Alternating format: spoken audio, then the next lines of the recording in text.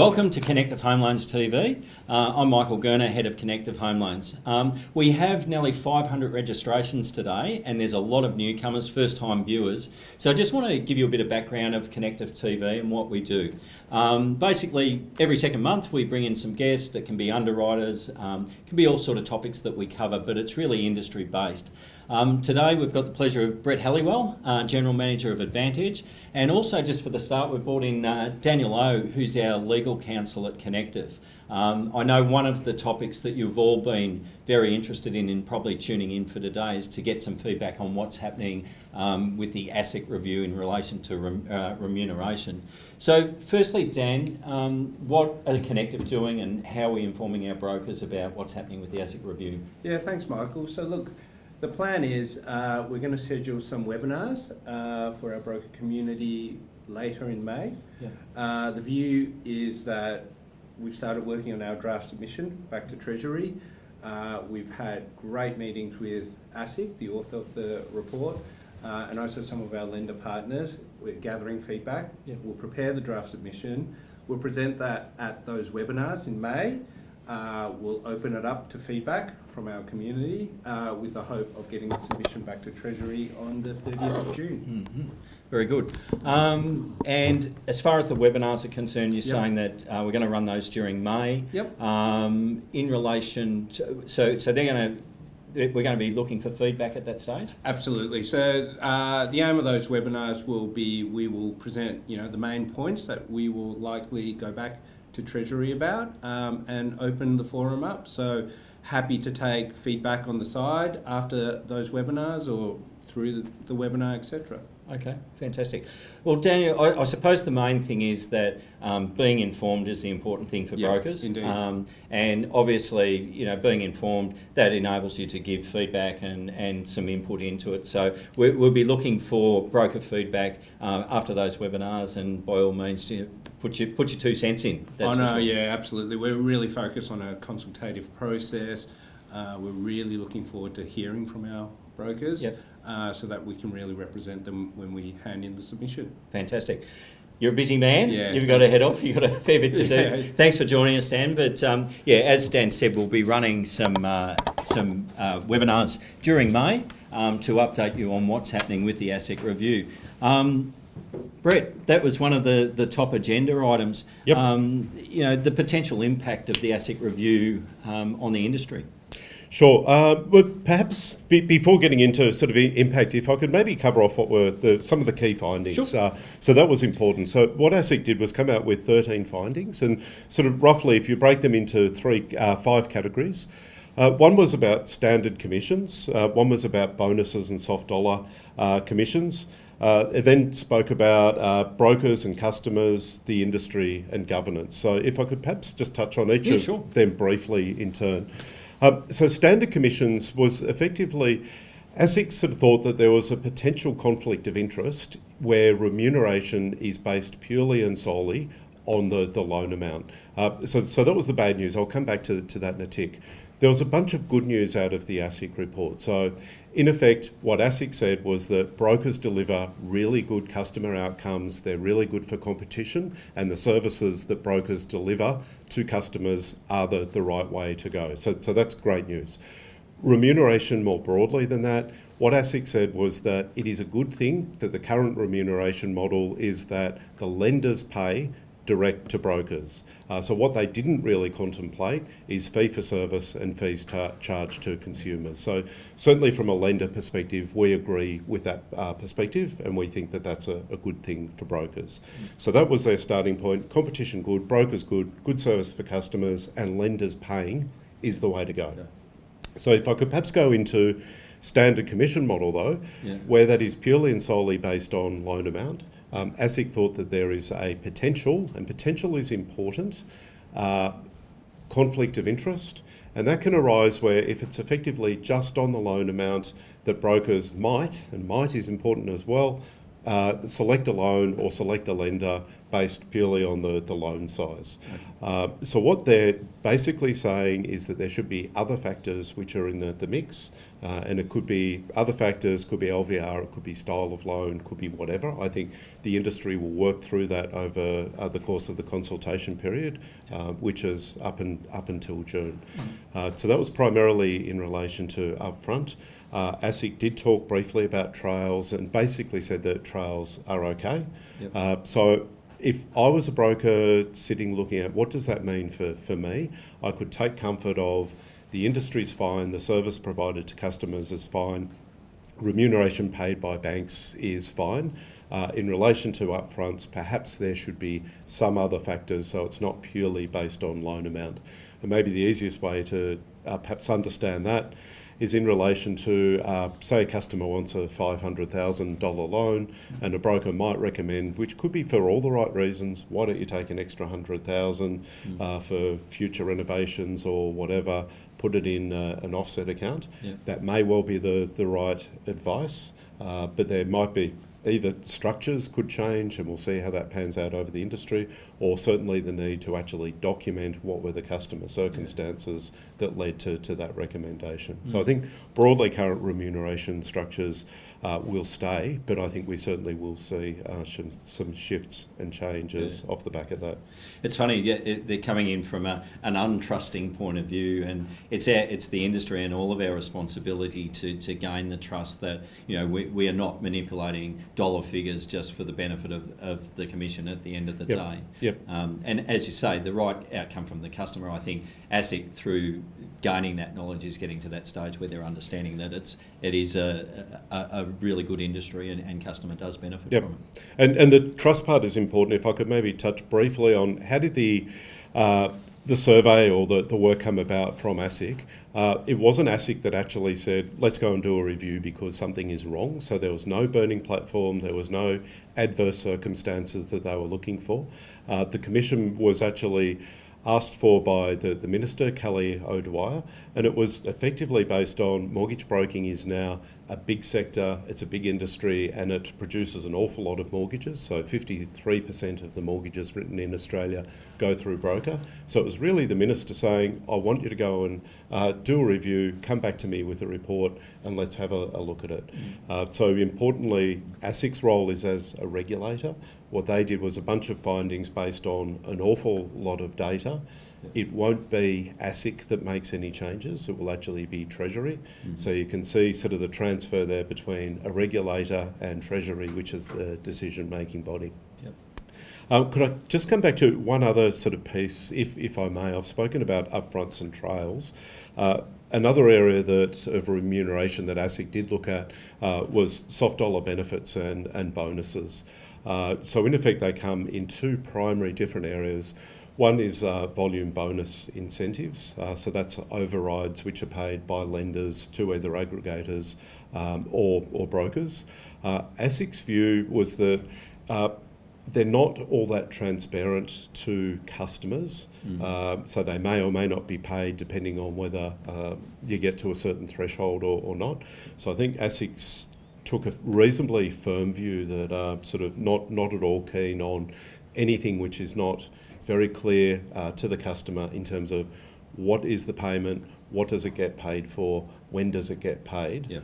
So we think that volume bonus incentives are likely through the consultation period to possibly be reshaped. And I saw Greg Medcraft on an interview say, sort of we believe VBIs shouldn't be in the industry. Well, I think from a connective point of view, we've pretty much conceded that will be an outcome that volume bonuses will be a thing of the past, basically.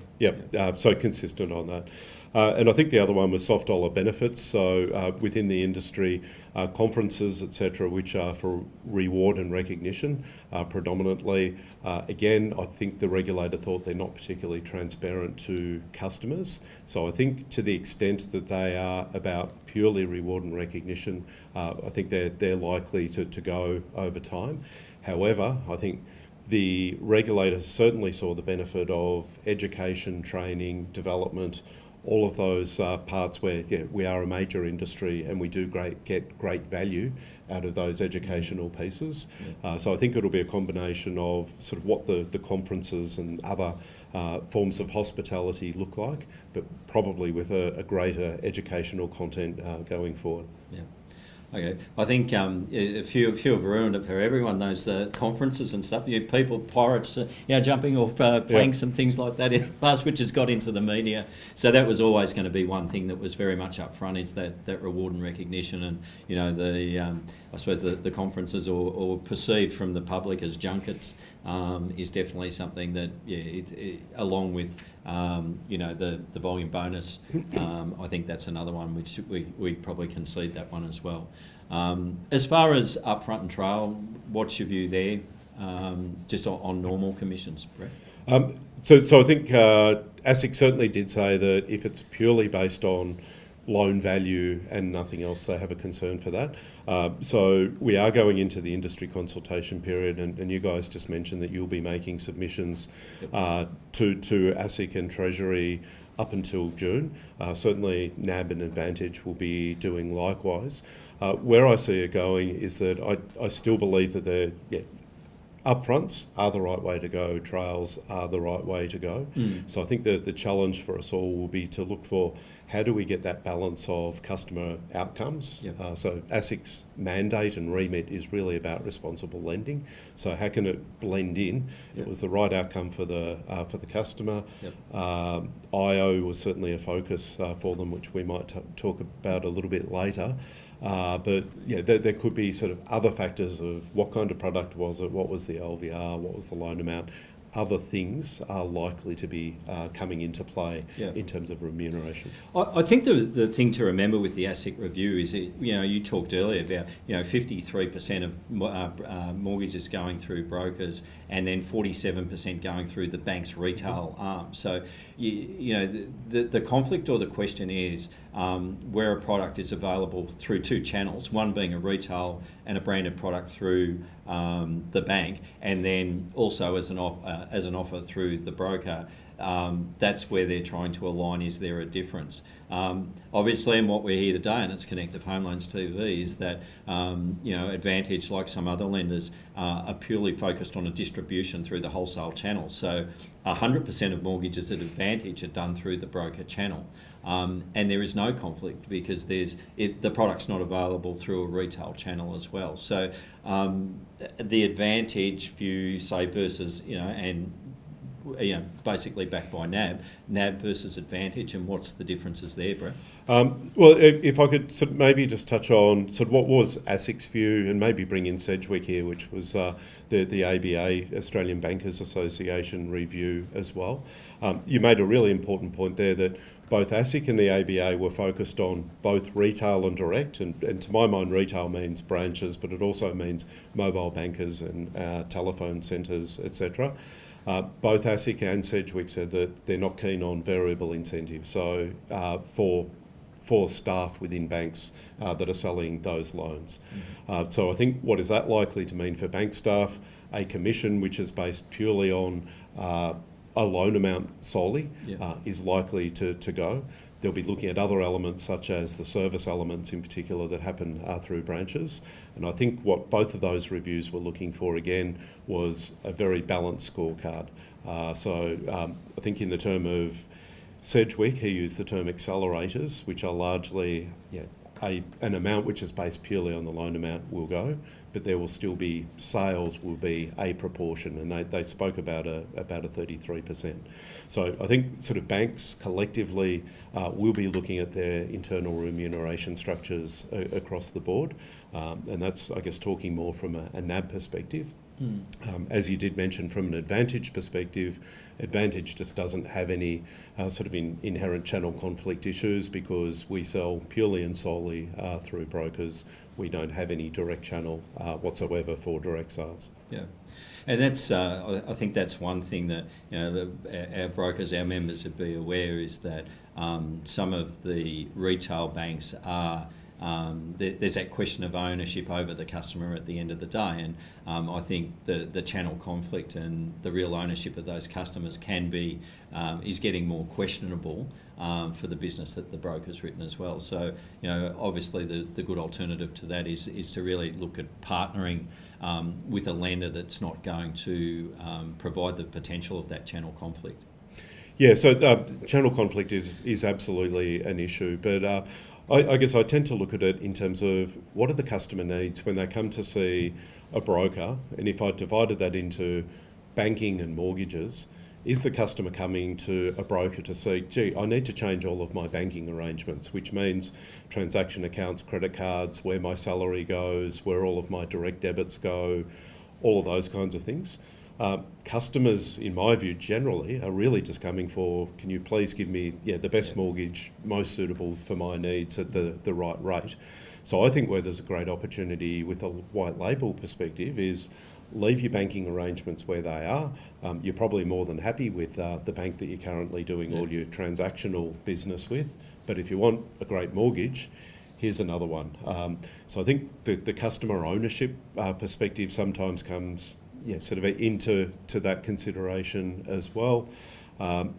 If a customer does go to a bank, they're going to form absolutely a relationship directly with that bank, and it's important that they should do that because financial transactions are important, and it's an important trust factor in the customer's day-to-day life.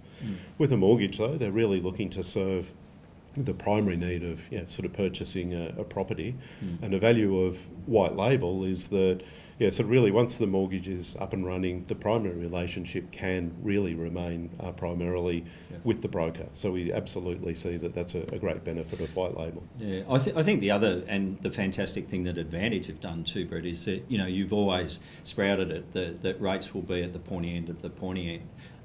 And even with those rates at the pointy end, all of the margins to generate that business through the broker channel, all of the other costs involved in underwriting or whatever are already worked in. So regardless, that model is definitely still is going to continue to provide a really sharp rate in the marketplace. And people don't come to a broker to have their life turned upside down by changing all of their bank accounts. Yep. Yeah, so I guess our philosophy is really having the right products. It's a simple product that meets the vast majority of customer needs at a good competitive sharp rate, as you said. But we're also very, very focused on service. So service means having BDMs that are accessible, having our underwriting team that are accessible. They will actually talk to brokers. It doesn't drop into an anonymous call centre with a 1-800 number. So it's really what we aim to do is have personal service and be very accessible to brokers. I think the other, talking from feedback that we have from our members that have engaged in Connective Home Loans and offering it to their customers, I think, the fact that as an aggregator, we have a close relationship with the funder, so there's a very short path to escalate things if there is any issues, and we can be very prompt and very reactive to anything to escalate it or whatever. And I think, not saying we have a big stick over you or anything like that, but the relationship that we do have with the underwriters, with the BDM team is fantastic, and we get the right result pretty much all of the time, which is great. Yeah, absolutely. From our perspective, it's very much partnership as well, at a head office level, at a state level, and at a broker to BDM level as well. Yeah, it's funny, hearing that feedback. Like that's one feedback. It's a great experience, and yes, it's a good relationship. We've actually had some testimonials come in, and I just want to quote one from Acceptance, Dan DeConza at Acceptance here in Victoria. They basically, our Connective Home Loans is now basically number one as far as the loans that they write. But the interesting thing that he says is that we feel that we're validating and supporting our industry by providing a real point of difference by talking about products that are exclusively available through us as brokers. So I think the product difference is something that we take for granted a lot of the time, yet every one of our brokers, every broker out there has these products that are exclusively available through them, and it is the perfect validation point right at the start to say, I'm going to make a difference because I'm going to give you access to something that you don't have. Yep, I agree entirely with that, and the important part is it is exclusive to broker. And I guess the customer can go in and get any one of the big four or most of the second tier lenders as well. They can walk into a branch and get that product themselves. By using a white label, it is only available through the broker. So I think that really creates a much closer relationship with the broker, or between the broker and the customer, and to a large extent can validate the customer's decision rightly to go and see a broker to get service if they get something that they couldn't have got individually themselves. The other thing that I know a lot of brokers are now starting to do when they do their product comparison, recognition or brand or explaining a different brand is hard, but once you line it up directly against a known brand and can demonstrate savings, and that's that pointy end of the pointy end rates. Again, that's an immediate validation to the customer that they are in a win situation where they're getting a cheaper rate, like for like product, yes, backed by NAB. However, his known brand at X rate, his Connective Home Loans at rate less, and I think it's proofs in the pudding. And I think add to that, customers now are just so familiar with white label, and really the best example of that is supermarkets. When you look at more so Coles than Woolworths, they've had enormous success with what they're doing. It's well recognised by customers. They accept the value, and value is really about the combination of price and quality. If you look at Aldi, again, customers think a combination of price and quality. So as a broker, if you're saying this is a white label mortgage, customers will be completely familiar with the concept of white label. And I think largely in the customer's mind, they will be thinking, okay, that's great, that's value. Yeah. And I think the red star behind it is important as well. Never be afraid to basically say, well, Advantage NAB, it is NAB. With our suite of white label products, we've obviously got our smart options, which is Macquarie backed as well. So I think that brand backing brings a similarity, saying yes, getting even quality, but price differential, there's the winner with the broker. Yeah, absolutely. It's best of both worlds. Brett, that's so from the white label point, I think we get that, and we know that our brokers are getting it just through sheer numbers that are increasing. We're going up month on month on the settlements that are going through the white label. Market in general, where do you see it going? What's your observations? Yeah, well, that's a big question. Where do I start on that one? So what are we seeing in the market? We're seeing lots and lots of commentary of house prices, which I think is appropriate, particularly sort of Sydney and Melbourne markets have had an extraordinarily good run, and it's been over a long period, up to 5 years. So if I could maybe just quickly roll through, a lot of it has been driven by regulators, but it's also been driven by the banks themselves, rightly are having concerns about how do we manage this across their internal loan books. So maybe just touching from a regulatory perspective, RBA's role is to look after the overall growth of the overall economy, and what they're trying to do is get growth in real economic services, but by having very low rates, they've actually caused house prices to go up. So that's a concern from the RBA's perspective. If we turn to APRA's perspective is about the stability and strength of the financial system. What they're really looking to do is maintain and protect depositors, but to do that, you've got to have a quality loan book and you've got to ensure that you don't get losses.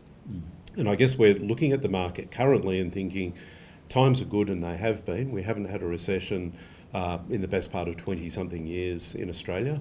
APRA's role as a regulator is not to look at things when it's good times. It's to think about what if we get into more difficult circumstances. So I think that's important for all of us to be considering, sort of things over cycles do turn south, and it is the regulator's role appropriately to look at those things. And then the last regulator is ASIC, and what their mandate is about how do we protect consumers, how do we ensure that consumers get right loans and effectively that they can afford the loans that they're getting. And what's new to my mind is that all of those regulators are now coming from quite similar positions.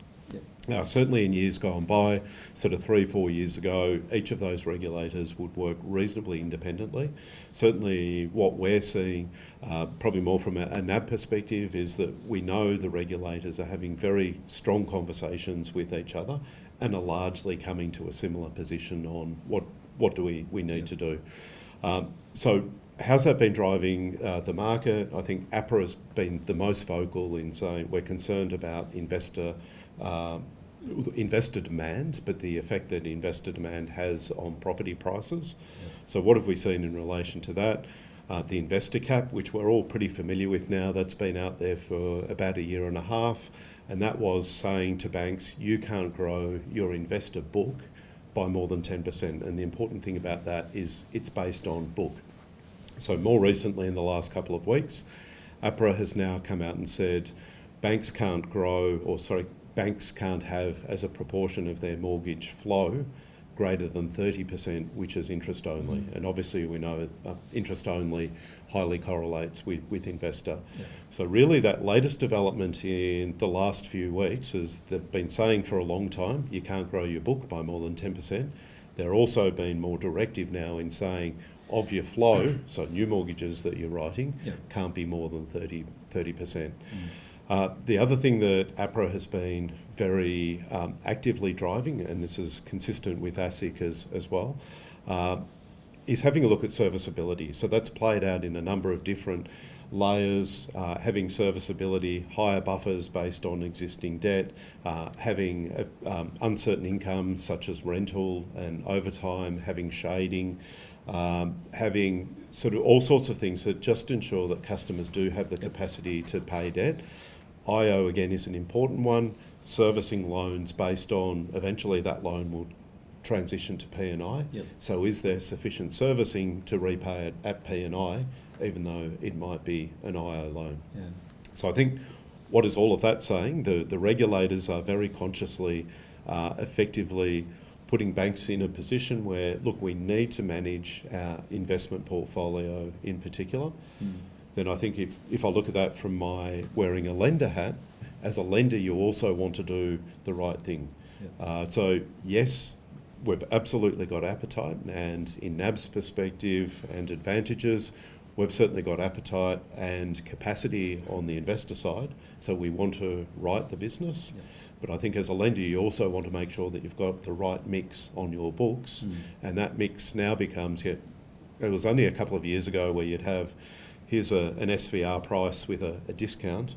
If you look at price matrices across the whole industry now, they're a combination of, is an investor or owner-occupied? Is it P&I or is it owner-occupied? So if I was to look at my crystal ball, I can see more changes because effectively there are restrictions on book and flow as to what can be either interest only or investor. In effect, lenders will be needing to meet quotas. And so they'll look at that and say, okay, well, what levers do we have available? There are policy levers. So sort of do we change the things I was talking about, like serviceability? We've seen extreme things in the market where some lenders have actually just said, we're out of that sector for a time. So a number of lenders we've seen have just pulled out effectively of investor for a time. Pricing is another one, and that is just pure economics of demand and supply. We've seen lenders change investor pricing or IO pricing. If they don't get to the right balance of flow, we're likely to see more of all three of those levers being pulled over time. Well, we know that in the back office of every bank, there's two handbrakes and there's two accelerators. One's marked policy, one's marked rate, and you either put the accelerator down or you put the handbrake on. I think the best outcome, and always being the optimist from a broker's point of view, and you need to look at these things as an opportunity. The more variances in policies with lenders and the more variance in rate, is the opportunity for broker. Walk into a single bank and it is a yes or a no, where the other benefit for you as a broker, you bring multiple rates and multiple products to as solutions for the customer that are available in the market. So huge opportunity. Yeah, agree. And when you look at that, and we've seen it as regulatory changes have come in, looking at sort of the average panel is 20 to 30 lenders. All of them are going to be pulling those levers. Yeah. So there's an awful lot of change. That is really difficult and confusing for consumers. So you're absolutely right. The value of a broker is, it's hard for brokers because you've got an awful lot to keep on top of, but think about that from a consumer's perspective. More than ever, I need help. This is confusing. Can I get the loan set? What are my needs? Really, the need for assistance and guidance and the expertise of brokers becomes higher than ever. Yeah. Brett, we're running a bit short on time, and I know all the brokers out there have plenty on their table and plenty of customers to see as well. So that's our Connective Home Loans TV for this month, and we do run it bi-monthly. Obviously, we'll continue to provide you with invites to join us at Connective Home Loans TV, bring different guests in and really have a talk about the market. You have the opportunity to lodge questions. We'd be happy to deal with any of those questions that you put through and come back to you in due course. That's all this month from Connective Home Loans TV. I'm Michael Gurner, Head of Connective Home Loans, and on behalf of Brett, thanks mate, and we'll see you again next time. Thank you. Cheers.